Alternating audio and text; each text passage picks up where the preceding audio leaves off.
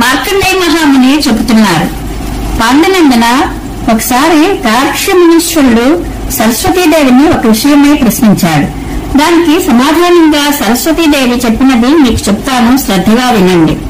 తార్క్ష్యుడు, తల్లి, ఈ లోకంలో మానవునికి సుఖం చేకూర్చేది ఏది? ఏ విధంగా ప్రవర్తించడం వలన మానవుడు ధర్మభ్రష్టుడు కాకుండా ఉంటాడు? దేవి, దీనిని వివరించు. నేను నీవు చెప్పినట్లు చేస్తాను. నీ ఉపదేశం గ్రహించి నేను ధర్మభ్రష్టుడను కాకుండా ఉండగలనని నా దృఢ విశ్వాసం అని అడిగాడు. సరస్వతీదేవి ఈ విధంగా చెప్పింది. ప్రమాదపడకుండా పవిత్ర భావంతో నిత్యము స్వాధ్యాయము ప్రణవ మంత్రం జపం చేస్తూ ఉండేవాడు, అక్షరాది మార్గాల ద్వారా పొందదగిన సగుణ బ్రహ్మజ్ఞానం కలవాడు మాత్రమే దేవలోకం కంటే పైనున్న బ్రహ్మలోకానికి వెళ్లగలుగుతాడు. దేవతలతో సఖ్యం చేయగలుగుతాడు. దానం చేసేవాడికి కూడా ఉత్తమలోకాలు లభిస్తాయి. వస్త్రదానం చేసిన వాడు చంద్రలోకానికి వెడతాడు. సుగంధ దానం చేసిన వాడు దైవత్వాన్ని పొందుతాడు. చక్కని వర్ణం కలిగి సులువుగా పాలిచ్చే చక్కని గోడను ఈయన కట్లు తెంపుని పారిపోయినట్టు గోవును దానం చేసిన వాడు ఆ గోవు శరీరంలో ఎన్ని రోమాలు ఉన్నాయో అన్ని సంవత్సరాలు పరలోకంలో పుణ్యఫలాలు అనుభవిస్తాడు. కపిల గోవుని వస్త్రంతో కప్పి దాని దగ్గర కంచు పాలచంద్రం ఉంచి దానిని డబ్బు, వస్త్రం మొదలైన దక్షిణతో పాటుగా దానం చేసిన వాని దగ్గర ఆ గోవు కామధేను రూపంలో ఉండి అతని సమస్త కోరికలు ఈడేరుస్తుంది. గోదానం చేసిన వాడు పుత్రపౌత్రాది 7 తరాల వారిని నరకం నుండి ఉద్ధరిస్తాడు. కామ క్రోధాదులనే దానవుల గుప్పెట్టులో చిక్కుకొని ఘోర అజ్ఞానాంధకారములతో నరకంలో పడిన ప్రాణిని ఆ గోదానం వాయువశాన నడిచే నౌక సముద్రంలో మునిగిపోయే వానిని రక్షించినట్లుగా రక్షిస్తుంది. బ్రాహ్మ వివాహ పద్ధతిలో కన్యాదానం చేసిన వాడు, బ్రాహ్మణునికి భూదానం చేసిన వాడు, శాస్త్ర విధిని అనుసరించి ఇతర వస్తువులను దానం చేసిన వాడు ఇంద్రలోకానికి వెడతాడు.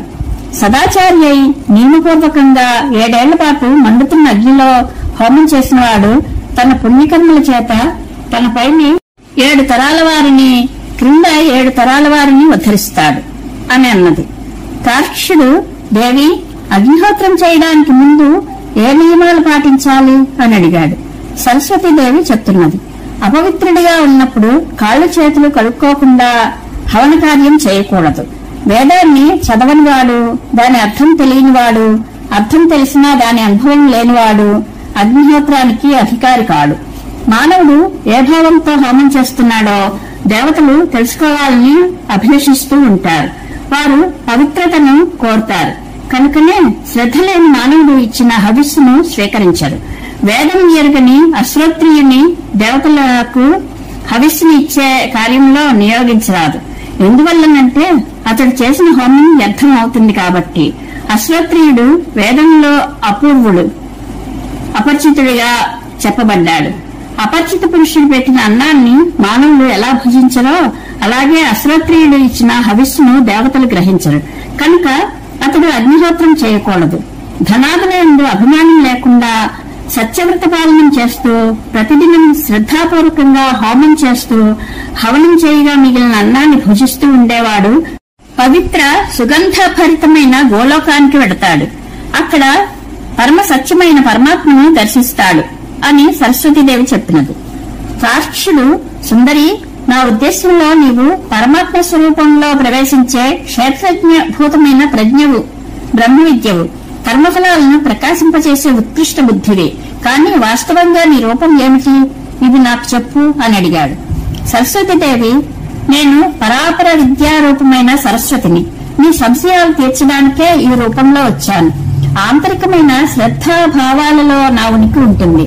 శ్రద్ధాభావం ఉన్న చోటనే నేను ప్రకటమవుతాను. నీవు దగ్గరగా ఉన్నావు కాబట్టి నీకు ఈ తాత్విక విషయాలన్నీ ఉన్నట్లుగా వివరించాను అని అన్నది. తార్క్ష్యుడు, దేవి, మునిజనులు ఇంద్రియ నిగ్రహం పాటిస్తూ దేనిని పరమ కళ్యాణ స్వరూపంగా భావిస్తూ ఉంటారో, ధీరులు ఏ మోక్ష స్వరూపంలో ప్రవేశిస్తూ ఉంటారో శోకరహితమైన ఆ పరమమోక్ష పదాన్ని వివరించండి. ఎందుకంటే ఏ పరమమోక్ష పదాన్ని సాంఖ్యయోగులు, కర్మయోగులు తెలుసుకున్నారో ఆ సనాతన మోక్షతత్వాన్ని నేనెరుగను అని అడిగాడు. సరస్వతి, స్వాధ్యాయ రూపమైన యోగంలో మగ్నులై తపస్సునే ధనంగా భావించే యోగవృత్తులు పుణ్యయోగ సాధనాలతో ఏ పరమపదాన్ని పొంది శోకరహితులై ముక్తులవుతున్నారో అదే పరాత్పర సనాతన బ్రహ్మము. వేదవేత్తలు ఆ పరమపదాన్నే పొందుతారు. ఆ పరబ్రహ్మంలో బ్రహ్మాండ రూపమైన ఒక వెదురు చెట్టు ఉంది. అది భోగస్థాన రూపమైన అనంత శాఖలతో కూడి శబ్దాది విషయరూపమైన పవిత్ర సుగంధంతో సంపన్నమై ఉంది. ఆ బ్రహ్మాండ రూపమైన వృక్షానికి మూలం అవిద్య.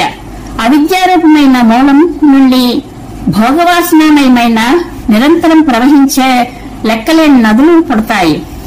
ఆ నదులు పైకి రమణీయంగా పవిత్ర సుగంధం కలవిగా అనిపిస్తాయి. అయితే తేనెలా తీయగా నీటిలా తృప్తిని కలిగించే విషయాలను ప్రవహింపజేస్తూ ఉంటాయి.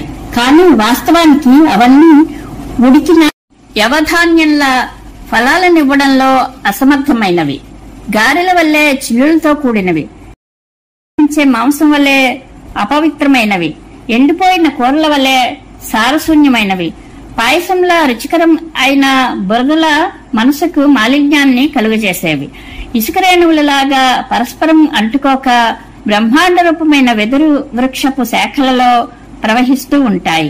మునీశ్వర, ఇంద్ర, అగ్ని, వాయువులు మొదలైన దేవతలు మరుద్గణంతో కలిసి ఏ బ్రహ్మను పొందాలని యజ్ఞాల ద్వారా పూజిస్తూ ఉంటారో అదే నా పరమపదం అని సరస్వతీదేవి ముగించినది అని మార్కండేయ మహాముని ధర్మరాజుకు చెప్పారు.